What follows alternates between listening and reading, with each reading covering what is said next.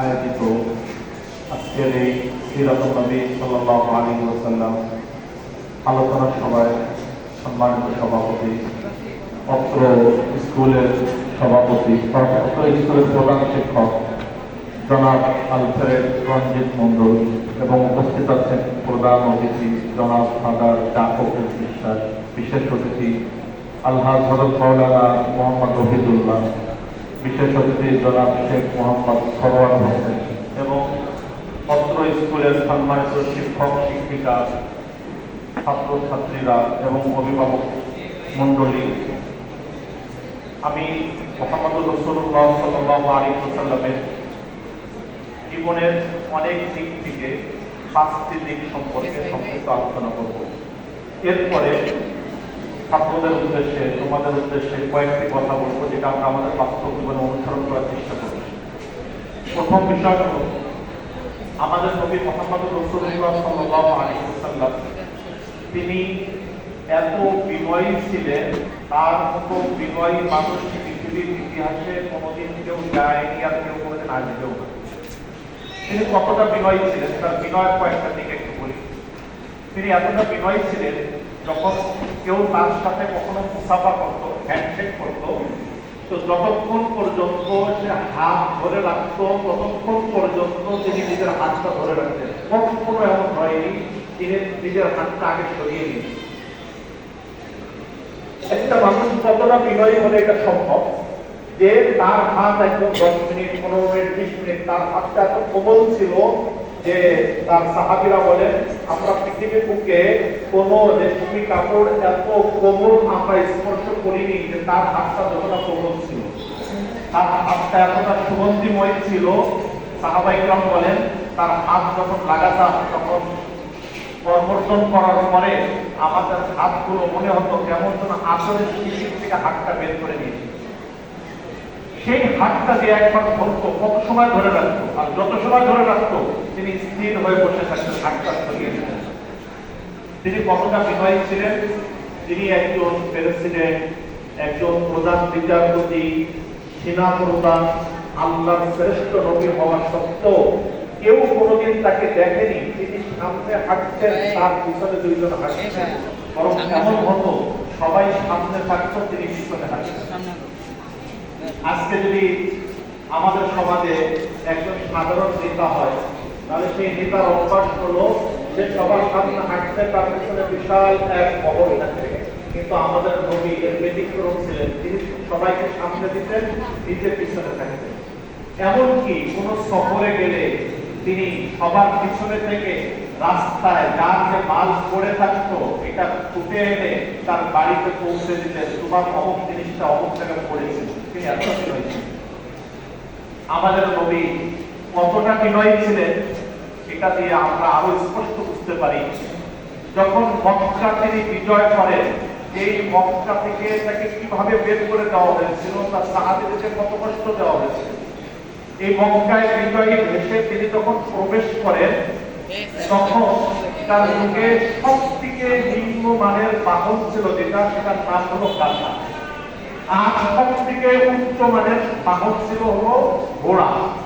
তো তিনি সবাইকে ঘোড়া পিঠে দিয়ে, আমাদের যুগে যেমন একেবারে নিম্নমানের বাহন কি ভ্যান, রিক্সা, উচ্চমানের বাহন কি বিভিন্ন ধরনের প্রাইভেট কার, কিন্তু নবী সেদিন একজন বিজয়ী সেনাপতি, তিনি একেবারে গাধার পিঠে বসে আছেন, আর এমন ভাবে বসে আছেন যে এত মৃত্যু হয়ে তার চেহারাটা গাধার পিঠের সাথে লেগে আছে।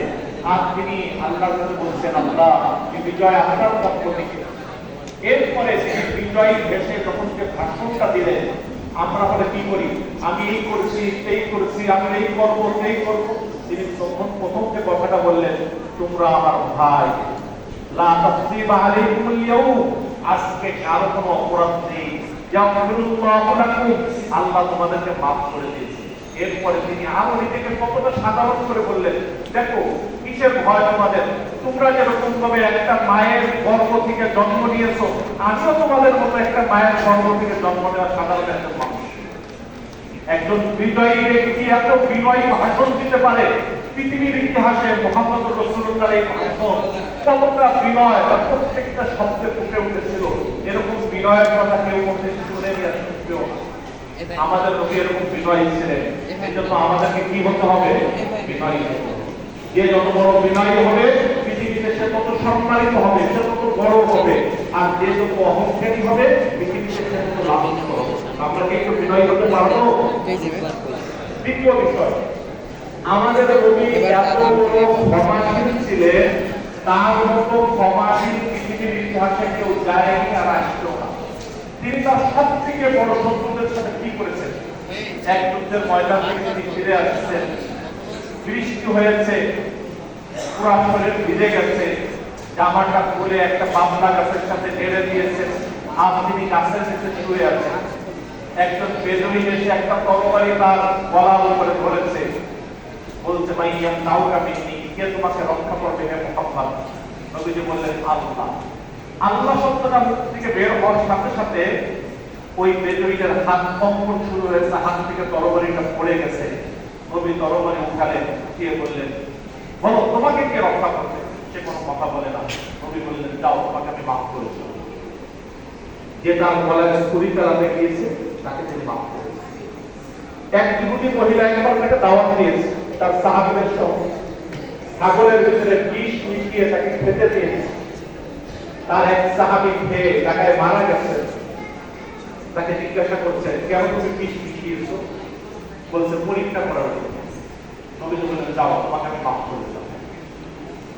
তার জীবনের সবথেকে বড় শত্রু ছিল মদিনার জীবনে আব্দুল্লাহ বিন উবাই বিন সালুল, যে তাকে নাউযুবিল্লাহ কুকুর বলে ডাকে। সে তাকে এমন কোনো কষ্ট দেয়নি যা আগেও দিয়েছে, প্রত্যেকটা কষ্ট নবীকে সে দিয়েছে। আল্লাহ তার সম্পর্কে সূরা নাযিল করেছেন, আয়াত নাযিল করেছেন। আব্দুল্লাহ বিন উবাই বিন সালুল যখন মারা গেছে, নবীকে এসে তার ছেলে এসে বলছে আমার বাবা মারা গেছে। নবী তার জামাটা খুলে দিয়েছেন, যাও আমার জামা দিয়ে তোমার বাবার কাপড়।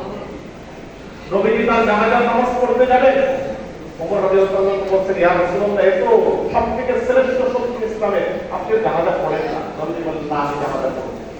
আল্লাহ নবী জানাজার নামাজ পড়লেন, আল্লাহ আয়াত নাযিল করলেন, ওয়ালা তুসাল্লি আলা আহাদিন মিনহুম মাতা আবাদা। এরকম লোক আর মারা গেলে আপনি জানাজা পড়বেন না।